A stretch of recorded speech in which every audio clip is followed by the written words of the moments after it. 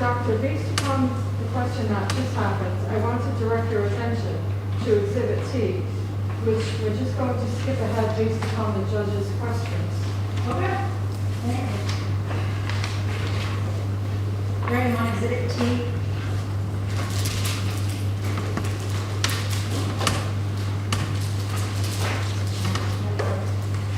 Exhibit T.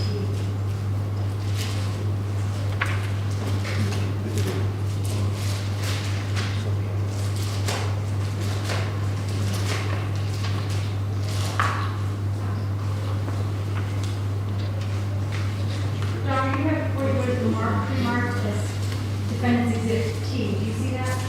I do. Does the judge have a copy? No. Thank you.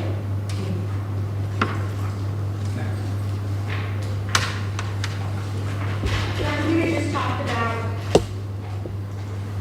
masking, source control. I'm directing your attention to Exhibit T, entitled Assessment of Respiratory Function in Infants and Young Children Wearing a Face Mask During the COVID-19 Pandemic. Is that what's before you, Doctor? Yes. And Doctor, I believe this article was published on March 2nd, 2021. Yes.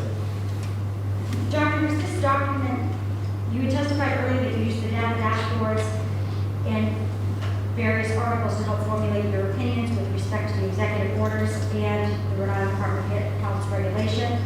Was this document one of the documents that was utilized? This document is referenced in the CDC science brief, and so it's one of the references in the section on adverse health effects in children that the CDC used. And when you talk about the CDC science brief, Doctor, are you talking about Exhibit B that we were just testifying about? Yes, I'm talking about Exhibit B. So, Doctor, looking at Exhibit T, first I asked, do you recognize this Exhibit T? I do. How do you recognize it, Doctor? It's an article that I read. And Doctor, did you read this article in the ordinary course of your business at the Rhode Island Department of Health? I did. Your Honor, I asked for Exhibit T, you did full. No objection to your letter. Peaceful. Thank you, Steve Cole. I'm sorry, Defendant Steve Cole. Thank you. All right, Your Honor. Excuse me. All right, Dr. McDonald. You had indicated that Exhibit T was referenced in Exhibit B. Is that accurate? Yes. Looking solely at Exhibit T, assessing the respiratory function of infants and young children. Can you please explain what information in Exhibit T you relied upon in helping to formulate your opinions with respect to the executive order and the Rhode Island Department of Health regulation?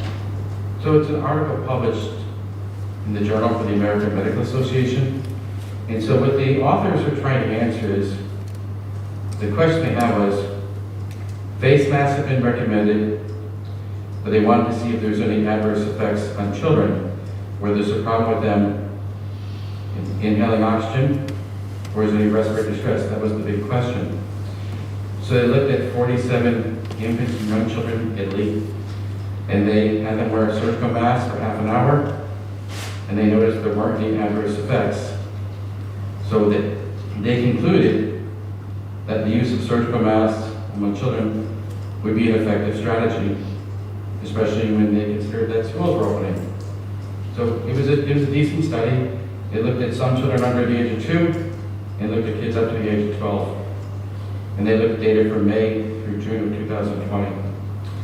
Doctor, you had just testified that face masks were recommended. Who were you referencing when you say that face masks were recommended for children?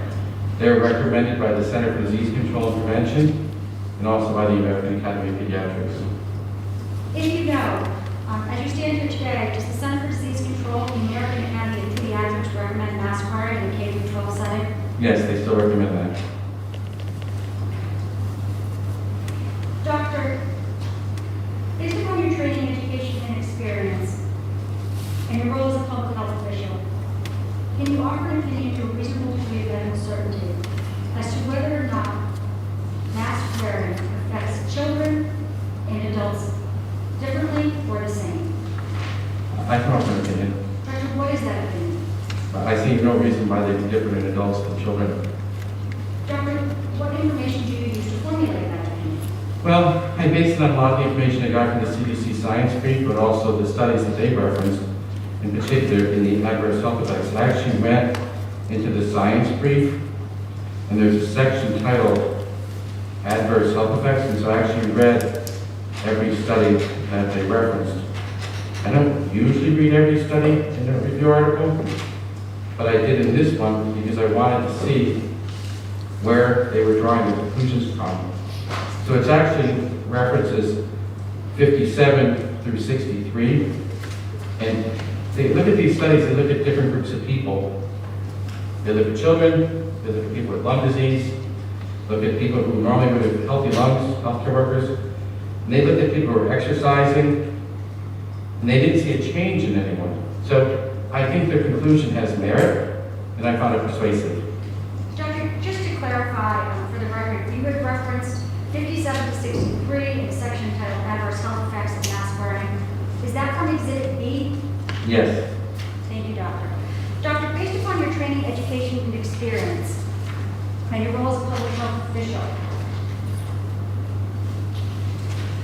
can you offer an opinion to a degree of medical certainty as to whether or not the observational studies that have been done with adults concerning masking would have a different effect with children and masking?